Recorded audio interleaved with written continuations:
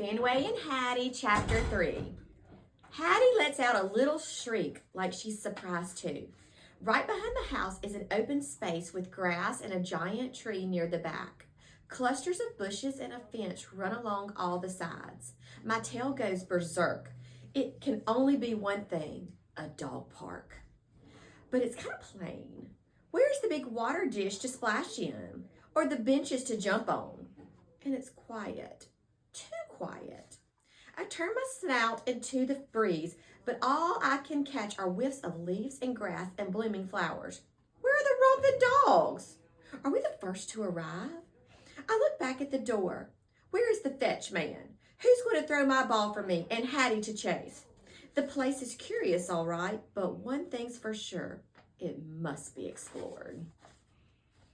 I wiggle out of Hattie's arms and drop onto the porch. She chases me down the steps. Yippee! It's time to play. I tear around the dog park, zigging and zagging. If Hattie wants to catch me, she's going to have to outrace the master. But as I make a sharp turn, Hattie's not behind me. She's in the middle of the dog park, somersaulting through the grass. Is this a new game? I hustle over and slobber her face with licks. She flops onto her back, laughing. I sink down next to her and nuzzle her chin. Come on, Hattie, it's playtime, I bark. She closes her eyes and hums. She must be too comfortable to get up. It's obvious she's going to need some convincing, and I know just how to do it. Nose in the grass, I trot off in search of a stick. I haven't gotten far when I start to realize something. I haven't sniffed any messages from other dogs. How strange. I stop to leave one or two, so new dogs will know I'm here and ready to play.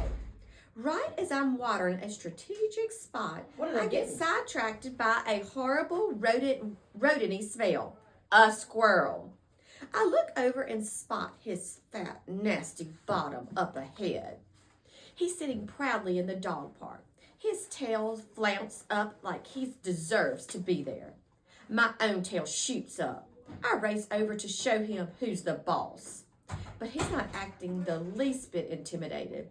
He just sits there in the grass, glaring at me. Does he think I'm not serious? I bare my teeth. I'm ready to pounce. I'm about to grab his squirrely fur when suddenly he pivots and rockets towards the back fence. I'm hot on his tail. A dog park is for dogs, I bark after him. He scurries partway up the trunk of the giant tree, then pauses to flick his bushy tail at me. Chipper chatter squawk, he screeches, daring me to nab him. I spring up furiously, pawing the tree, but he's just out of my reach. You coward, I bark. I run in circles around the giant tree, every hackle on my back raised in alarm. The squirrel turns and creeps down the trunk, tantalizing close. Chipper chatter squawk, he screeches again. I leap and leap, scraping the bark with my claws. It's called a dog park for a reason, I growl. But instead of scampering away, he inches closer. His beady eyes are challenging me. Does he not know who he's dealing with? I jump higher and higher, my jaws ready to snap. Finally, he gets the message. He scrambles way up the trunk. I watch until he disappears in the rustling and swaying branches. I'm about to bark good riddance when I spot his flouncy tail shooting through a window. I leap back, straining for a better view. There, up in the giant tree, nestled in the leafy leaves, is a little house about as tall as Hattie. A squirrel's nest that looks like a little house? Whoa! The squirrels around here are even more evil than the ones at home. At least that nasty squirrel's up in the tree where he belongs. Wait until next time, you pest. I bark with one last snarl. Wow, that was a lot of hard work. I turn to get Hattie, but she's already headed over. Whoopee! I know that look in her eye. She's ready to play. I snatch the nearest stick and gallop straight towards her, but at the last second, she darts out of the way. Ha! The chase is on. I'm speeding along near the side fence when I hear the sound that stops me in my track. Click, jingle, jingle. Hooray, hooray, more dogs are coming. I peer through the slats. I can hardly believe what I see. 2 dogs in another dog park. 2 dog parks side by side. They must notice me too because the golden retriever stops chasing her tail and lopes over. The other dog does too. Their noses sniff wildly, examining me as best they can through the fence. The smaller one's mostly white like me, only with black patches.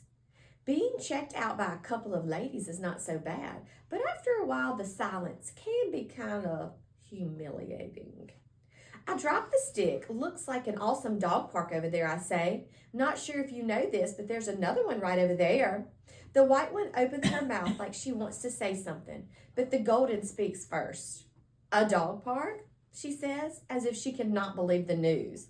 Yes, 2 right next to each other. Isn't it funny? I don't think anybody knows about this one, though. I probably discovered it.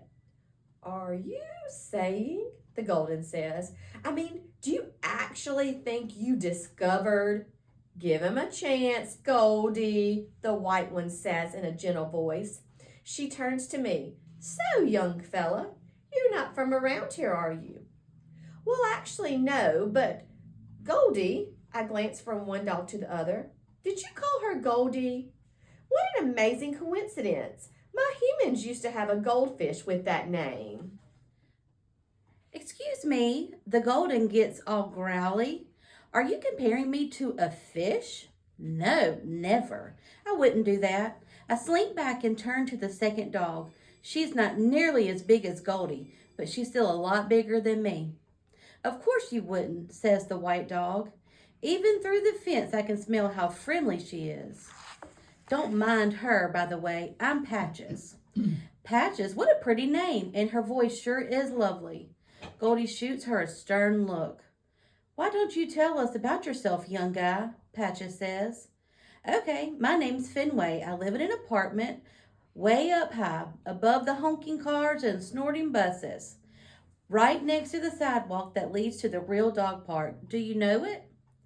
Patches cocks her head like she's not sure she heard me right. No. Well, it's a really cool place. You'll just have to trust me. Goldie nudges her. We'd better listen to this guy, she says. He sounds like he knows what he's talking about. Ugh, so anyway, I say, this awesome dog park won't be a secret for long. Why don't you ladies come try it out? Goldie and Patches exchange looks like they're not sure.